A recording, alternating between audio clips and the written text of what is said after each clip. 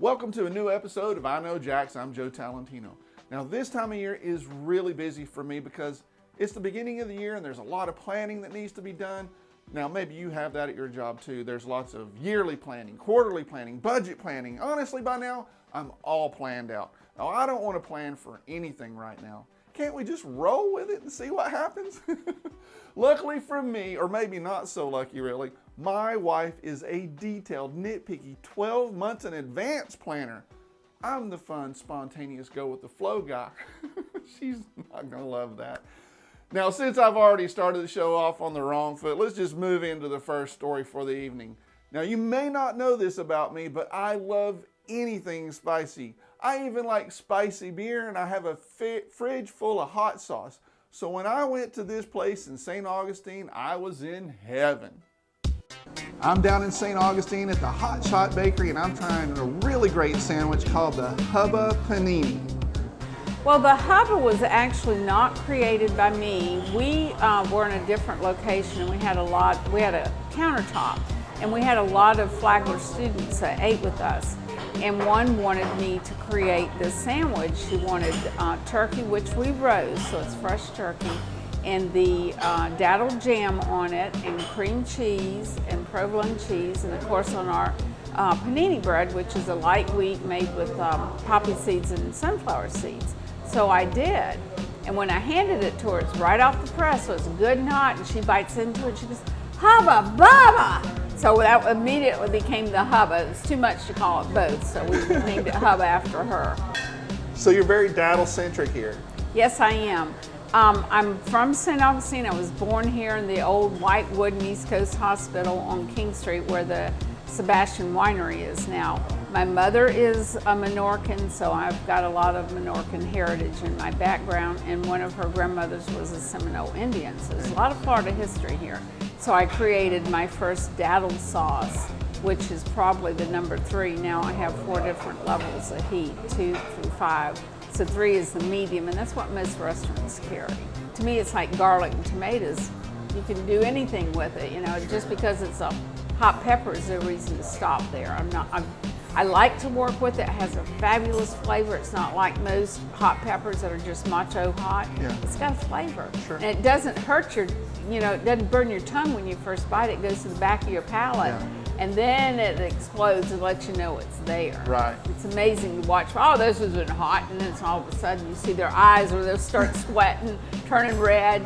Yeah, it is hot. We have an annual competition once a year to see who can eat the most daddles in 5 minutes. The guy that won it this year is his 3rd year winning it, and he ate 61 in 5 minutes. Wow. Wow is right. That's what most people say. Now, do you try and incorporate daddle into your baking as well? Yes. Tell me some of the best or some of the most popular daddle bakery items. We have a gluten-free is real popular right now. And it's not just because it's trendy. There's people that are seriously allergic to it. Sure. And I have developed a chocolate cake that's gluten-free, and then I put the daddle jam in it while it's baking, and raspberries, and then when it comes out, I drizzle the jam over it and top it off with ganache. Oh. I put daddle in our cupcakes. To me, raspberry and daddle are just fabulous in chocolate, so I'll do that all the time. Cool. Where do you get your daddles? I grow quite a few, but because of the way that the daddle reputation has grown, there's a lot more people growing them. And we got to where, because we're selling so much, I couldn't grow enough. And I've got one grower that had 2,000 plants, another one that has 3,000. I just picked up a new one last year, and he only had 1,000 only. But he's increasing that this year. I can't wait to see him in the spring and see how many he's got. If you're in St. Augustine, come down and check out the Hot Shot Bakery and the Hubba Panini.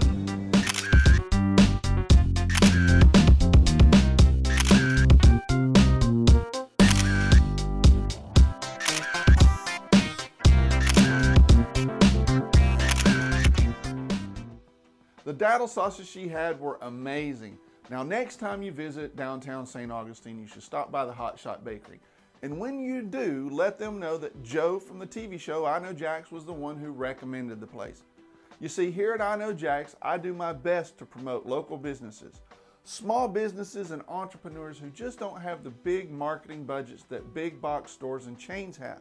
It's difficult for them to get the word out, and that's where I Know Jax comes in. That's what we're here for. So when you do let businesses know that you've seen them featured here on I Know Jax, it helps everyone. Here at I Know Jax, we do our best to support local businesses in the community. Visit our website to find out how we can help promote your business on iknowjax.com. Call Joe directly at 904-345-0755 or visit iknowjax.com/advertising. Hey, and welcome to the first ever What's Brewing in Jax. This is a new series we're starting in cooperation with Really Good Beer Stop on 3rd Street in Jax Beach. And today, I'm having a Tank 7 Saison from Boulevard Brewing.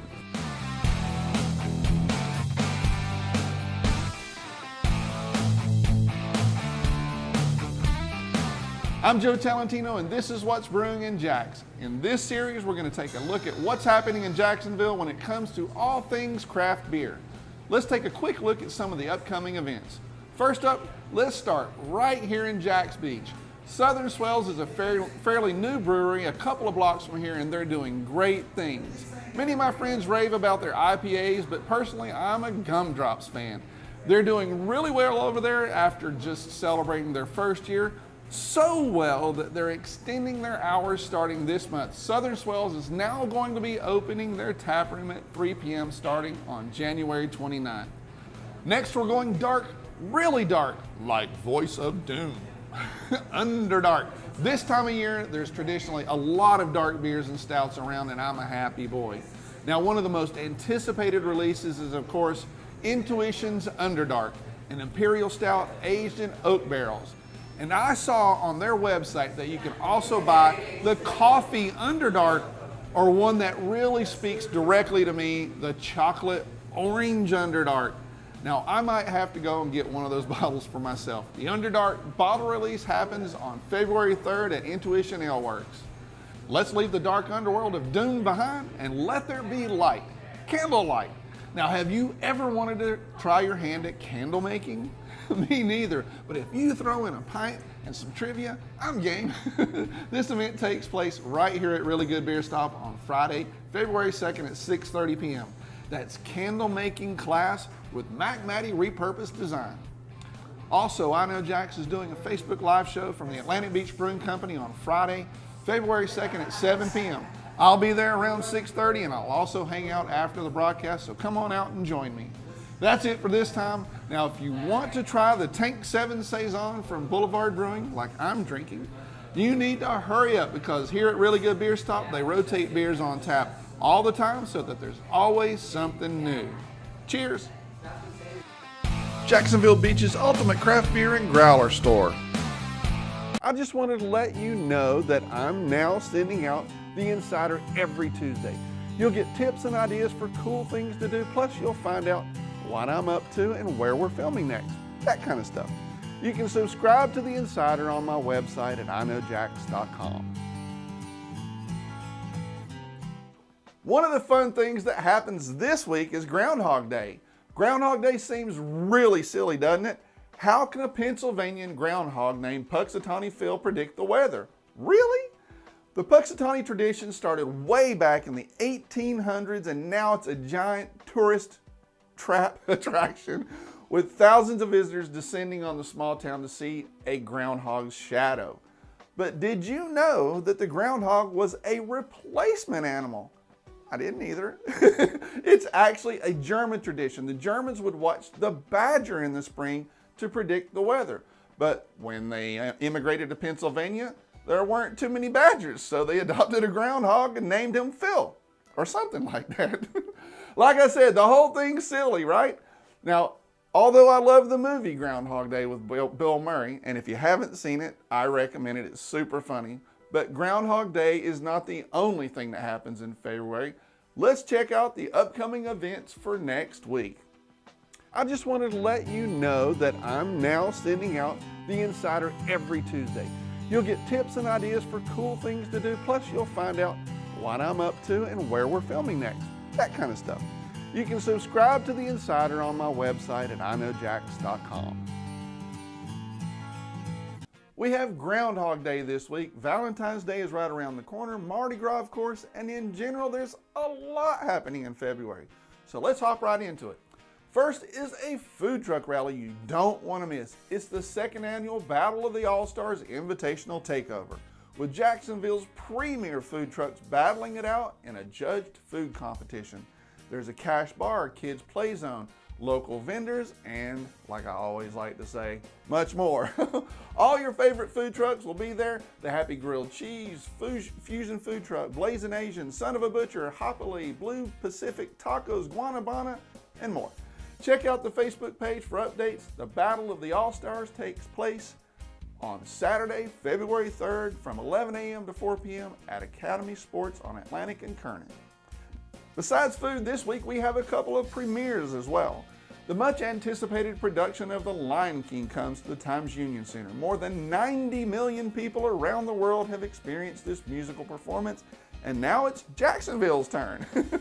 The Lion King is at the Times Union Center from February 1st through February 11th. Now Thrasher Horn in Orange Park premieres another famous musical, Cabaret, where you can hear some of the most memorable songs in theater history like Cabaret and Maybe This Time. Cabaret is performed at the Thrasher Horn Center on February 1st. On Friday, it's the first Friday Art Walk in St. Augustine. This is a self-guided art walk with over 20 galleries and venues in St. Augustine. Plus, there's a free art walk train and trolley. The event takes place rain or shine on Friday, February 2nd. Now, the same day, Friday, February 2nd, is, of course, Groundhog Day. But instead of Puxatawny Phil, you're going to enjoy the I Know Jax Joe. And I will not watch for my shadow or do any weather predictions, but I will be at Atlantic Beach Brewing Company for the next installment of our Facebook Live video series. You can catch the show on my Facebook page at 7 p.m. or heck, come on out and join me in person and have a beer. It's, after all, Groundhog Day, and that calls for a celebration, right? For more ideas about fun things to do, check out my post on iknowjax.com.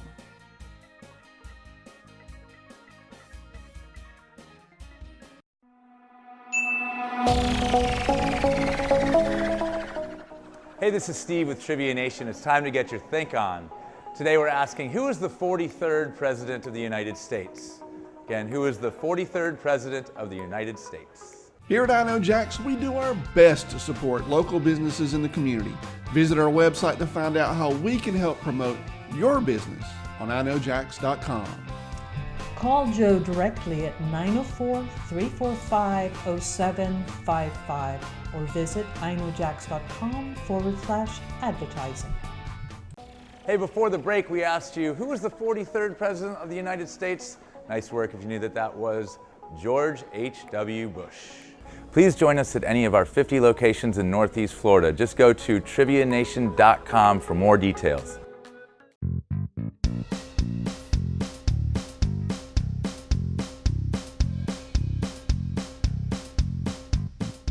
I'm hanging out in the kitchen with Chef Steve, and we're at the German Schnitzel house, and you're gonna make some incredible German food. I know that, right? Well, we're gonna make goulash. Goulash. Which I guess isn't technically German, but kind of got created in Hungary. Yep, Popular through Central Europe. absolutely. So we got some top round that I cut into cubes and cleaned. Okay, It's gonna go into the bowl.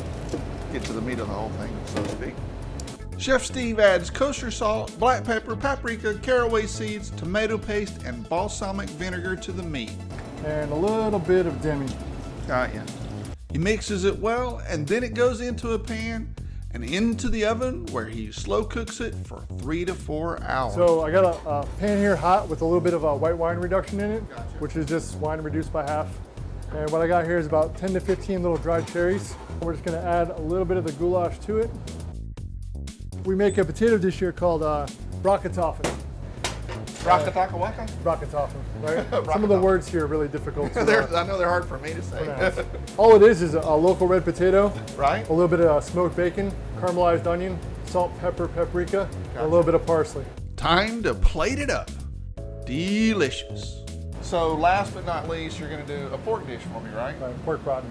Basically what I did was I took the traditional German way, which is you basically pan sear the bone-in butts Right. with a pickling spice, salt and pepper, and then I deglaze it with 3 different vinegars. Okay. I let it soak for about 48 to 72 hours.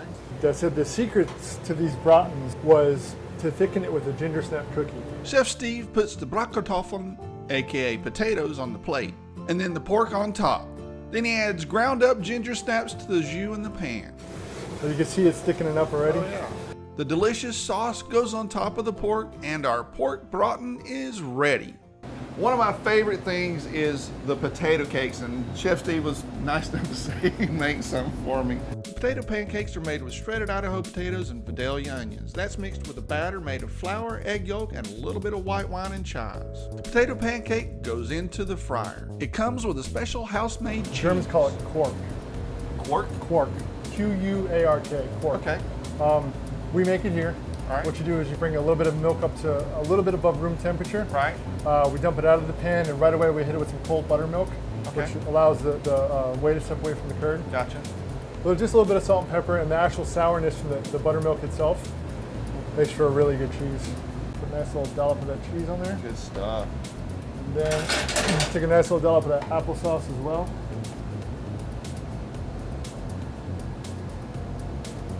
As a final touch, chives for decoration.